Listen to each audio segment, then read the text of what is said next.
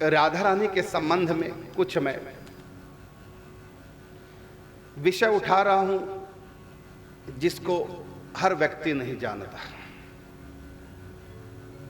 जानना चाहिए। हर बात भागवत में नहीं है। तो राधा रानी का गांव, राधा रानी की जन्मभूमि, राधा रानी का परिवार, ननिहाल और पैतृक दोनों के बारे में जो शास्त्र की व्याख्या वो मैं आपको पढ़ के बता रहा हूं। बहुत अच्छा ये ज्ञान है, ये सबको होना चाहिए। तो सुनेंगे नंद बाबा के बारे में, वसुदेव जी के बारे में। इनकी 5-5 पीढ़ियों का नॉलेज सबको होना चाहिए। श्री कृष्ण राधा कृष्ण से 2 पीढ़ी पहले और 2 पीढ़ी बाद, ये और 1 पीढ़ी राधा कृष्ण की, तो टोटल हो गई 5 पीढ़ी। तो इन राधा कृष्ण की 5 पीढ़ियों की जानकारी इस लेख से हम आपको देना चाह रहे हैं। तो सुनेंगे ध्यान से। भगवती योग माया साक्षात गोलोक धाम को ही ब्रज प्रदेश के रूप में इस धरा धाम पर प्रकट करती है। तो सबसे पहली जानकारी क्या है? ये ब्रज 84 कोस की भूमि, ये ब्रह्मा की सृष्टि के अंतर्गत नहीं। ब्रज 84 कोस की भूमि अलौकिक जान, कृपा करे जे लाडली हो तभी पहचान। ये साक्षात ब्रजभूमि गोलोक धाम है। ये ब्रह्मा की सृष्टि के अंतर्गत नहीं आता। महाप्रलय भी इस भूमि का स्पर्श नहीं कर सकता। इस धराधाम पर प्रकट करती है भगवती योग माया गोलोक धाम का। 84 कोस में फैले ब्रज मंडल के अधिपति महाराज महीभानु। ये महीभानु कौन है? राधा रानी के दादाजी। मैंने कहा ना 5 पीढ़ियों की जानकारी मैं देना चाह रहा हूं। राधा रानी से 2 पीढ़ी बाद की, पहले की और 2 पीढ़ी बाद की। ऐसी भगवान श्री कृष्ण से 2 पीढ़ी पहले और 2 पीढ़ी बाद, और एक राधा कृष्ण की पीढ़ी, तो होगी टोटल जनरेशन 5। तो 5 जनरेशन की जानकारी दी जा रही इस लेख से। तो ब्रज 84 कोस में फैले ब्रज मंडल के अधिपति कौन है? राधा रानी के दादाजी, जिनका नाम है महीभानु।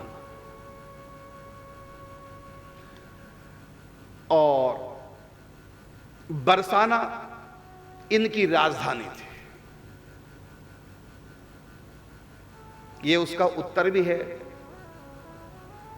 मीडिया पे कहा जा रहा है क्या कि बरसाना राधा रानी का गांव नहीं है। ये उसका उत्तर भी है साथ। बृहत सानुपुर इसका नाम है शास्त्रों में। बृहत सानु से ही अपभ्रंश होकर के बरसाना हो गया। उन दिनों यह प्रथा थी, राधा रानी के दादा के समय की बात कर रहे हैं, महीभानु की। उन दिनों यह प्रथा थी कि जिनके पास 9 लाख गाय होती थी उनको नंद की उपाधि दी जाती थी, और जिनके पास 11 लाख से अधिक गाय होती थी वह वृषभानु की उपाधि प्राप्त करता था।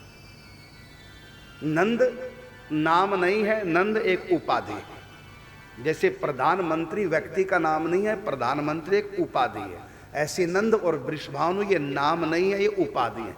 तो 9 लाख गाय जिसके पास हो गई, व्यवस्था 9 लाख गाय की, तो वो नंद कहलाएगा, और जिसके पास 11 या इससे अधिक हो गई वो वृषभानु कहलाएगा। इससे इस पूरे ब्रजमंडल का एक नाम गोकुल भी है। पूरे ब्रजमंडल का एक नाम गोकुल भी है। गोकुल अलग से गांव भी है, और पूरे ब्रजमंडल को भी गोकुल भी कहा जाता है। गोकुल का मतलब गौओं का कुल, जितने विस्तार में होता है वो सारा गोकुल कहलाया। अब बताओ 9 लाख वृषभानु की, 9 लाख नंद बाबा की, 11 वृषभानु की, कितनी हो गई? 20 लाख। लेकिन 20 ही नहीं थी, और सुनो आगे। जिसके पास 11 लाख से अधिक गाय होती वह वृषभानु की उपाधि पाता था। इस प्रकार ब्रज 84 कोस की परिधि में कई नंद और कई वृषभानु थे। तो एक नंद वृषभानु टोटल में हो गए 20 लाख, और ऐसे कई नंद थे, कई वृषभानु थे। सभी नंदों व वृषभानुओं के एक छत्र राजा थे, मतलब महाराजा। ये तो वृषभानु राजा कहलाते हैं, नंद राजा कहलाते हैं। और कई वृषभानुओं के ऊपर, कई नंदों के ऊपर जो एक छत्र जिसका राज्य था, वो थे राधा रानी के दादाजी महीभान। और राधा रानी की दादी का नाम था क्या है अब भी, सुखदा रानी, सुखदा। जिस समय ब्रज के राजा महीभानु जी थे, उसी समय मथुरा मंडल में यदुकुल के चंद्रवंशी महाराज सूरसेन, ये कौन थे? श्री कृष्ण के दादा थे। राधा रानी के दादा महीभान और श्री कृष्ण के दादा सूरसेन। उस समय कंस का भी जन्म नहीं हुआ था। तो मथुरा के राजा सूरसेन, जो श्री कृष्ण के दादा वसुदेव जी के पिताजी,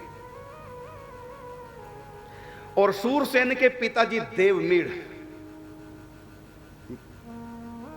सूरसेन के पिताजी देवमीढ़, उनकी 2 पत्नियां थी। एक क्षत्रिय कुल की थी जिससे सूरसेन वसुदेव जी के पिताजी ने जन्म लिया, और दूसरी पत्नी वैश्य कुल की थी जिसे पर्जन्य नंद बाबा के पिता ने जन्म लिया। तो नंद बाबा के दादा और वसुदेव के दादा दोनों के एक थे, देवमीढ़।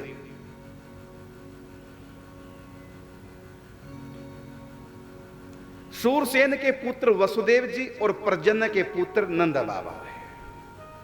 तो देवमीढ़ की 2 संतानें, सूरसेन और पर्जन्य।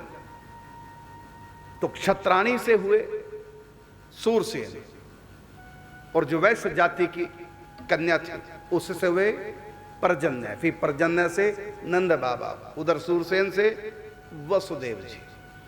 तो वसुदेव जी के दादा और नंद बाबा के दादा एक ही थे, जिनका नाम था देवमीढ़।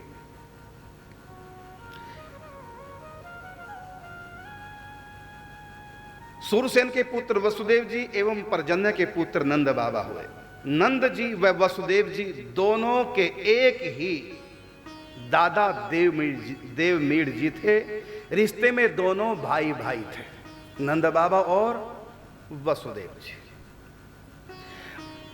ये तो हो गया नंद बाबा और वसुदेव जी का 2 पीढ़ी पहले। अब बरसाना के राजा महीभानु, जो राधा रानी के दादाजी हैं, एवं महाराज सूरसेन, जो श्री कृष्ण के दादा हैं, इनकी प्रगाढ़ मित्रता थी, बरसाने वालों की और मथुरा वालों की प्रगाढ़ मित्रता थी। और लेन देन भी था, व्यापारिक संबंध भी थे। ब्रज गोपराज महीभानु जी पूरे ब्रजमंडल को अपने ब्रज प्रदेश से प्रचुर मात्रा में गो, दूध, घी, मक्खन, दही एवं दूध से निर्मित छेना, मावा आदि पदार्थ निर्यात करते थे। और मथुरा मंडल से स्वर्ण, रत्न, सैन्य उपकरण, रेशमी वस्त्र, अन्न आदि अनेक प्रकार की सामग्री आयात करते थे। व्यापारिक संबंध भी थे, मित्रता भी थी दोनों राजाओं में। महाराजा सूरसेन श्री कृष्ण के जो दादा जी की प्रेरणा से महाराज महीभान, राधा रानी के दादा ने पर्जन्य अर्थात नंद के पिताजी को ब्रज के समस्त नंदों को अधिपति बना दिया। इसी पर्जन्य के पुत्र हुए नंद राय। पर्जन्य को समस्त नंदों का अधिपति बना दिया, और समस्त वृषभानुओं का अधिपति महीभानु जी, और समस्त नंदों के अधिपति नंद बाबा जी। इस दिन को नंद राय कहा गया। राय कहते हैं राजा को। नंद राज का मतलब अनेक नंदों के ऊपर जो राजा। नंद किसको कहते हैं? जिसके पास कम से कम 9 लाख गाय है। तो अनेक नंद थे ब्रज में उस समय। उन नंदों में जो राजा थे वो नंद राय, नंद बाबा। पहले पर्जन्य हुए, फिर पर्जन्य ने अपनी गद्दी राजा की, नंद राय की, अपने पुत्र को दे दी। तो ये नंद राय के नाम से प्रसिद्ध हुए। राधा रानी के दादा महीभानु जी आदि शक्ति त्रिपुर महासुंदरी जी के अनन्य उपासक थे।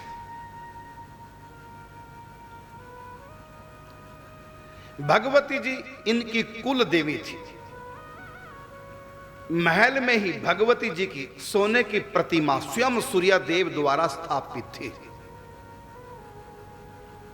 कब से थी ये नहीं पता, सदा से चली आ रही। और त्रिपुर महासुंदरी की स्थापना किन्होंने की? सूर्य भगवान ने प्रकट होकर। आज भी बरसाने में जब हम जाते हैं ऊपर मंदिर में, सबसे प्रथम सीढ़ी पर दुर्गा जी का मंदिर है, जहां से सीढ़ियां प्रारंभ होती। महाराज महिभानु अपनी पत्नी महारानी सुखदा सहित दिन रात भगवती की आराधना में लीन रहते थे। अपने राजकाज का समस्त भार इन्होंने विश्वास पात्र मंत्रियों को सौंप रखा था। महाराज महिभानु जी के 4 तेजस्वी पुत्र एवं एक पुत्री थी। उनमें सबसे बड़े पुत्र का नाम था वृषभानुवर, जिनको राधा रानी के पिता होने का सौभाग्य प्राप्त है। और शेष तीनों के नाम है सत्यभानु, माने राधा रानी के चाचा हुए हैं। सत्यभानु, रत्नभानु और स्वरभानु। तो राधा रानी के पिताजी कितने भाई? 4 भाई। सबसे बड़े वृषभानुवर, उससे छोटे सत्यभानु, उससे छोटे रत्नभानु और उससे छोटे स्वरभानु थे। इनको राधा रानी के चाचा होने का सौभाग्य प्राप्त हुआ। सबसे छोटी पुत्री भानु मुद्रा, जो राधा रानी की बुआ थी, ये राधा रानी की बुआ थी। इनका विवाह काश्यप भानु गोप के साथ हुआ। मई भानु पुत्र वृषभानुवर जी, जिनको राधा रानी के पिता होने का सौभाग्य मिला, ये पूर्व जन्म में सूर्यवंशी राजा नृग के सुपुत्र सुचंद्र थे। वो राजा नृग जिनसे गलती हो गई थी, दान की हुई गाय को फिर दोबारा से दान कर दिया, क्योंकि दान जो की जाती है उस पर अपना अधिकार नहीं रहता, लेकिन गलती से उस गाय को फिर दूसरे को दान कर दिया। इस अपराध से उनको अगले जन्म में गिरगिट बनना पड़ा। जो दान का संकल्प करते हैं फिर दान से मुकर जाते हैं, देते नहीं, लोभ आ जाता है, ऐसे लोग गिरगिट बनते हैं। जो किसी की सहायता का वचन देते हैं लेकिन समय पे सहायता नहीं करते, मुकर जाते हैं, वो भी अगले जन्म में गिरगिट बनते हैं। जो दान दे करके वापस ले लेता है वो भी अगले जन्म में गिरगिट बनता है। तो ये गलती राजा नृग से हो गई, इसलिए अगले जन्म में गिरगिट की योनि में गए। द्वापर युग के अंत में जब श्री कृष्ण अवतार हुआ और भगवान श्री कृष्ण की उन दिनों द्वारिका की लीलाएं चल रही थी, तो द्वारिका के एक बगीचे में सूखे कुएं में वो गिरगिट पड़ा था। राजा नृग गिरगिट बने थे, लेकिन गौओं की सेवा की थी। गौ माता के प्रताप से द्वारका में ही गिरगिट बने। अंत में भगवान श्री कृष्ण उनका उद्धार कर देते हैं, क्योंकि गाय माता की सेवा की थी। उद्धार करते हैं, दर्शन देते हैं, उनका उद्धार हो जाता है। ये राजा नृग, इन्हीं नृग के पुत्र थे सुचंद्र जी। राधा रानी के पिता वृषभानु पिछले जन्म में राजा नृग के पुत्र सुचंद्र थे। उनकी धर्म पत्नी का नाम था कलावती। तो ये पूर्व जन्म में सूर्यवंशी राजा नृग के सुपुत्र सुचंद्र जी थे। धर्मात्मा सुचंद्र जी व इनकी पत्नी कलावती जी ने भगवान श्री कृष्ण की कठोर तपस्या पूर्वक आराधना की। अब आप कहेंगे कि ये तो सतयुग में हुए थे सुचंद्र, और श्री कृष्ण तो द्वापर युग में हुए हैं, तो सतयुग में कृष्ण की आराधना का क्या मतलब? उस समय तो कृष्ण हुए ही नहीं थे। इसका उत्तर है कि धरती पे नहीं थे, अपने धाम में तो थे, गोलोक धाम में तो थे, धरती पे नहीं थे। क्या हुआ? वहां तो थे। और ये ऋषियों को पता है। जैसे उदाहरण के रूप में कल्कि भगवान है, अभी अवतार नहीं हुआ लेकिन कल्कि है कि नहीं? यहां नहीं, अपने धाम में है। तो भगवान का हर रूप नित्य होता है। इसी प्रकार ये नहीं कि श्री कृष्ण का जन्म हुआ, जन्म से भी पहले श्री कृष्ण है।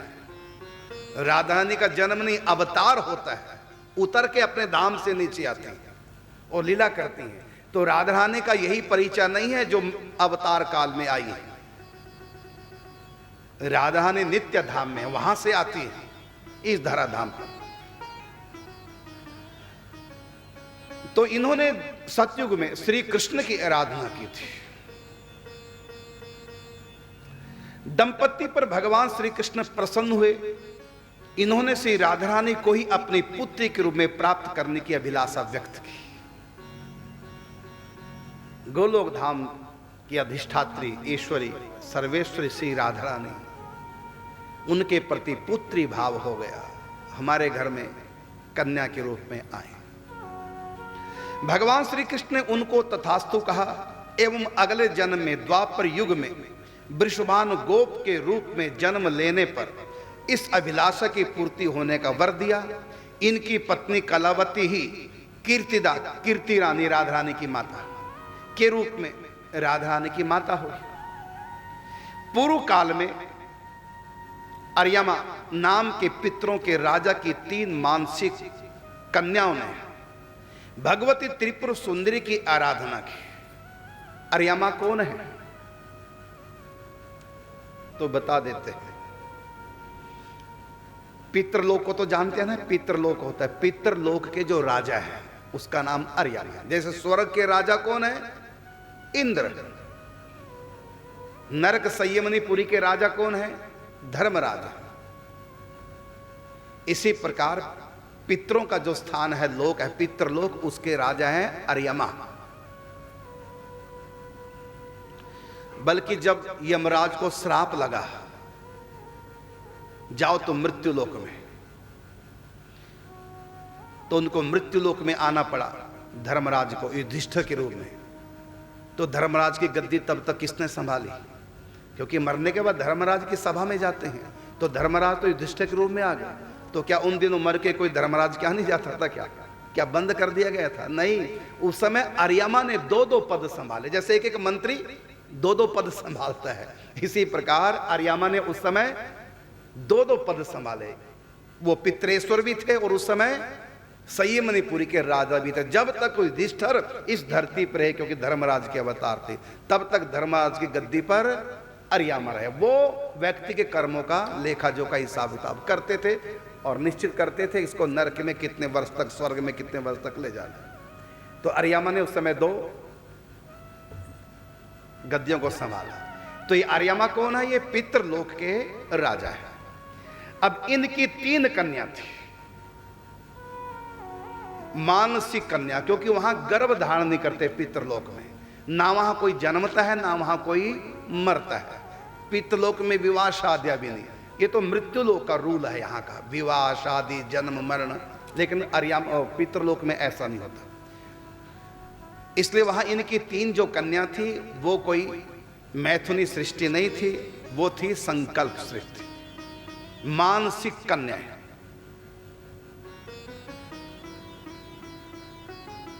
तो मानसिक कन्याओं ने भगवती त्रिपुर महासुंदरी की आराधना की। प्रसन्न होकर भगवती महामाया प्रकट हुई। तीनों बहनों ने वरदान मांगा कि आपके समान, त्रिपुर महासुंदरी भगवती को कहा कि आपके समान दिव्या अयोनिजा कन्या की माता होने का हमको सौभाग्य प्राप्त हो। अयोनिजा, अयोनिजा क्यों कहा? क्योंकि पितृलोक में गर्भ से कोई पैदा नहीं होता, वहां संकल्प सृष्टि होती है।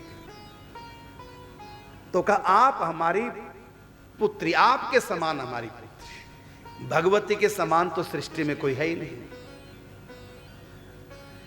तब भगवती जी ने बड़ी बहन, तीनों बहन का नाम क्या था? एक का नाम मेनका, एक का नाम सुनैना।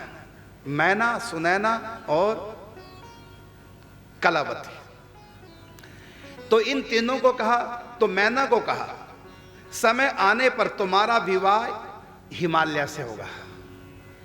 मैं स्वयं तुम्हारे यहां पार्वती के रूप में कन्या बनकर प्रकट होंगी। फिर दूसरी बहन सुनैना से कहा तुम्हारा विवाह राजा जनक से होगा। मैं ही साकेत धाम से तुम्हारे यहां सीता के रूप में अयोनिजा कन्या बनकर आऊंगी। अयोनिजा माने गर्भ से जन्म नहीं, मैं ही कन्या बन के आऊंगी। साकेत धाम में सीता जी यही है, भगवती कोई अंतर नहीं है, एक ही के अनेक रूप हैं कि साके धाम से मैं ही तुम्हारे यहां सीता बन के आऊंगी। अब तीसरी बहन थी उनकी कलावती। तो कलावती से कहा, हे देवी, आपका विवाह महाराजा नृग के पुत्र धर्मात्मा सुचंद्र से होगा। समय आने पर तुम दोनों नित्य निकुंजेश्वरी श्री राधा जी को अपनी पुत्री के रूप में प्राप्त करने के लिए गोलोकेश्वर भगवान श्री कृष्ण की आराधना करोगे। तुम्हारी साधना को सफल करने के लिए स्वयं श्री कृष्ण प्रकट होंगे एवं तुम्हें वरदान देंगे। उस वरदान के फल स्वरूप तुम्हारे पति महाराज सुचंद्र तो वृषभानुपुर बरसाना के राजा मही भानु के घर महारानी सुखदा की कोख से वृषभानु वर के रूप में जन्म लेंगे और तुम रावल में गोपराज बिंदु के घर यज्ञ कन्या के रूप में यज्ञ अग्नि से प्रकट होकर के महारानी मोक्षदा, जिनका एक नाम मुखरा भी है और मुखरा गांव की, अब भी राधा कुंड के पास मुखरई गांव है। ये राधा रानी की नानी का मायका है। राधा रानी की मां का मायका है रावल और राधा रानी की नानी का मायका है मुखरई। आज भी वहां मुखरा कुंड है। इनका नाम मुखरा देवी और मोक्षदा देवी, दो नाम है एक एक। तो कन्या के रूप में यज्ञ अग्नि से प्रकट होकर महारानी मोक्षदा मुखरा की गोद को धन्य करोगी, तब तुम्हारा नाम कीर्तिदा होगा। समय आने पर तुम्हारा विवाह गोपराज वृषभान वर से होगा, तब तुम्हारी पुत्री के रूप में स्वयं वृंदावनेश्वरी श्री राधा रानी अवतार लेंगी। उस समय तुम्हारी एक छोटी बहन भी होगी जिसका नाम होगा कीर्तिमती। ये कीर्ति राधा रानी की मां कीर्ति उनकी छोटी बहन कीर्तिमती। इनका विवाह वृषभानु के छोटे भाई सत्यभानु से होगा। इनके यहां ही एक कन्या होगी जिसका नाम होगा कुंदवल्ली कुंद प्रिया। वह तुम्हारी पुत्री राधा को प्राणों से भी बढ़कर के प्रेम करेगी। उनका समस्त जीवन श्री राधा पर ही न्योछावर होगा। ये कौन कह रही है? त्रिपुर महासुंदरी अर्यमा की 3 कन्याओं को। सूर्य पुत्री श्री यमुना जी के पश्चिम तट पर मथुरा नगरी, वह मथुरा से 12 किलोमीटर की दूरी पर यमुना के उस पार पूर्व तट पर गोकुल गांव बसा है। गोकुल के ही पास यमुना किनारे 8 किलोमीटर की दूरी पर उत्तर की तरफ रावल गांव बसा हुआ है, जो महाराज बिंदु की राजधानी है। ये राधा रानी की ननिहाल नाना का गांव है। रावल के राजा बिंदु जी व रानी मोक्षदा, जो मुखरा के नाम से अधिक प्रसिद्ध हैं, ये राधा रानी की के नाना और नानी हैं। इनकी 5 संतानें हैं, 3 पुत्र व 2 पुत्रियां। माने राधा रानी के 3 मामा हैं और 2 क्या कहे मौसिया हैं। एक तो मां ही हो गई, एक मां की बहन है। तो सबसे बड़े पुत्र हैं भद्र कीर्ति, माने राधा रानी के मामा। ये रावल गांव के हैं। महाराज बिंदु जो नाना है राधा रानी के, उनके सबसे बड़े पुत्र अर्थात राधा रानी के मामा जी बड़े, उनका भद्र कीर्ति और उससे छोटे का नाम है मही कीर्ति और सबसे छोटे का नाम है चंद्र कीर्ति। ये तीनों भाई अपनी भानजी राधा पर सदा न्योछावर रहते थे।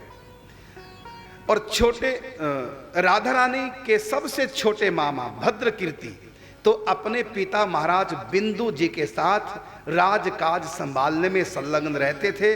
शेष दोनों भाई मही कीर्ति और चंद्र कीर्ति अपने भांजे श्रीदामा, जो राधा रानी के भाई हैं, अपने भांजे श्रीदामा के साथ उनके सखा श्री कृष्ण के रक्षक बनकर के गोचारण में सहयोग करते थे। भद्र कीर्ति की पत्नी अर्थात राधा रानी की मामी जी, जिनका नाम हुआ मेनका, भद्र कीर्ति की पत्नी मेनका और मही कीर्ति की पत्नी षष्ठी देवी और चंद्र कीर्ति की पत्नी धात्री, ये तीनों राधा रानी की मामियां राधा रानी के प्रेम में रची पची रहती थी। दोनों छोटी मामियां षष्ठी व धात्री का यशोदा से अतिशय प्रेम था और रावल के बगल में ही गोकुल है, तो ये तो अधिकतर गोकुल में रहती थी। यशोदा से इनका बड़ा प्रेम था। तो दोनों छोटी मामियां षष्ठी व धात्री का यशोदा से अतिशय प्रेम था। शिशु अवस्था में ये दोनों श्री कृष्ण की विशेष संभाल करते थे एवं यशोदा जी के निजी कार्यों में हाथ बटाया करती थी। श्री कृष्ण भी इनको मातृवत ही मानते थे। राधा रानी की छोटी बहन, सगी बहन मंजू श्यामा जी, जिनका निकुंज नाम है अनंग मंजरी। छोटे भाई का नाम श्रीदामा था, जो श्री कृष्ण की सखा मंडली में मुख्य था। राधा एवं श्री कृष्ण के दादा दादी से लेकर कृष्ण के पुत्र प्रद्युम्न एवं पौत्र अनिरुद्ध तक जितने भी ये 5 पीढ़ियां राधा कृष्ण के पारिवारिक जन हैं, इनमें किसी के भी शरीर पंच तत्व के नहीं थे और ये ब्रह्मा की सृष्टि के अंतर्गत नहीं आते थे और इनका पूर्व जन्म के प्रारब्ध से कोई लेन देन नहीं था। इनके जीवन में जो भी घटना घटती है भगवत इच्छा से घटती थी, प्रारब्ध के कारण से नहीं। सभी चिन्मय थे, क्योंकि चिन्मय शरीर के बिना राधा माधव की प्रकट लीला में प्रेम सेवा का अधिकार प्राप्त नहीं होता। भौतिक शरीर से राधा कृष्ण की सेवा नहीं हो सकती, उनको देख भी नहीं सकते नाखों से। अब कहेंगे आप कि कंस के दूत मारने के लिए आते थे कृष्ण को, वो तो कृष्ण को देख लेते थे। इसका उत्तर यह है, वो सब श्री कृष्ण की लीला पात्र थे और कोई भी साधारण नहीं था, चाहे वो राक्षस थे।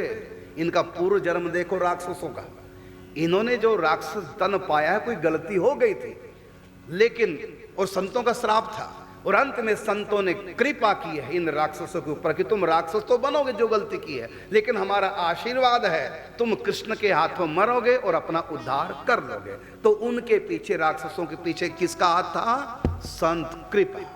संतों ने वरदान दे रखा था कृष्ण के हाथों मरने का, तो उनके ऊपर संत कृपा थी, इसलिए वो ब्रज में आए और श्री कृष्ण को देख पाए। जितने भी राक्षस थे सबका पूर्व जन्म में किसी न किसी संत से संबंध था, किसी न किसी संत से द्वारा श्रापित थे और उनको वरदान था कृष्ण के हाथों मरने का। इसलिए भगवान ने संतों की इच्छा पूरी करने के लिए उनको दर्शन दिए, अपने हाथों से मारा और एक भी राक्षस मर के स्वर्ग क्या बोलते हैं नरक नहीं गया। सबको भगवान ने सदगति प्रदान की। क्यों? क्योंकि संतों ने कह दिया था कि कृष्ण के हाथों मरोगे तुम्हारा उद्धार। तो संत कृपा थी, इसलिए ठाकुर जी को उद्धार करना पड़ा। आगे यह चिन्मत्व शूरसेन प्रजन्य महिभानु बिंदु से प्रारंभ हुआ था और यह चिन्मत्व भगवान श्री कृष्ण के पुत्र अनिरुद्ध तक रहा। इन 5 पीढ़ियों से पहले व बाद के सभी पंच तत्व देहधारी ही थे। जैसे भगवती राधा रानी एवं भगवान श्री कृष्ण चिन्मय हैं, यहां जड़ सत्ता का लेश मात्र भी नहीं है। इन 5 पीढ़ियों के शरीर चिन्मय, चिन्मय का मतलब मायाकृत नहीं, जड़ नहीं थे, पंच तत्व के नहीं थे, मिट्टी जल अग्नि वायु आकाश तत्व के नहीं थे। इसलिए कहा चिदानंदमय देह तुम्हारी विगत विकार जान अधिकारी। ठीक वैसे ही श्री राधा रानी के नाना नानी मौसा मौसी एवं मामा मामिया सभी विशुद्ध चिन्मय प्रेममय चेतन थे। हम लोगों की तरह इनका देह प्राकृत रक्त मांसमय नहीं है, न ही ये ब्रह्मा की सृष्टि के अंतर्गत आते हैं। श्री विश्वभानु जी, उनके पिता महिभानु जी एवं महारानी सुखदा जी सभी अप्राकृत सृष्टि ही है। ये सदैव ध्यान में रहे कि ब्रज में उत्पन्न होने वाला उस समय लीला के समय जब भगवान की लीला प्रकट थी, तो ब्रज ये सदैव ध्यान रहे कि ब्रज में उत्पन्न होने वाला लीला पात्र एक जीव भी, चाहे वो कोई कीट पतंग हो, चींटी हो, कर्मजन्य प्रारब्ध भोगने वाला कोई साधारण जीव नहीं है। ये सभी राधा कृष्ण के लीला पात्र भाव शरीरधारी हैं, प्रेममय ही हैं। ये सभी लीला पात्र आज से लगभग 5000 वर्ष पूर्व भगवत कृपा पात्र प्राप्त करके इनकी प्रेममयी लीला में अवतरित हुए थे। ये आपको बताया राधा रानी का, ठाकुर जी का 5 पीढ़ियों का वर्णन किया गया। इसकी जानकारी सबको होनी चाहिए। तो रावल राधा रानी का गांव नहीं है जो गलती से उन्होंने कह दिया। राधा रानी का निज धाम बरसाना है, और 5 पीढ़ियों का वर्णन मैंने कर दिया बरसाने का, मई भानु से लेकर के राधा रानी तक। तो राधा रानी का धाम, और उन्होंने मीडिया पे क्या कहा मिश्रा जी ने, क्यों तो कचहरी थी, मैंने पूरा वर्णन कर दिया, और वो क्या कह रहे हैं कचहरी थी। और गांव कौन सा बताया उनका, वो तो ननिहाल है। इसलिए मैंने थोड़ा किया क्लियर शास्त्रों से लेकर के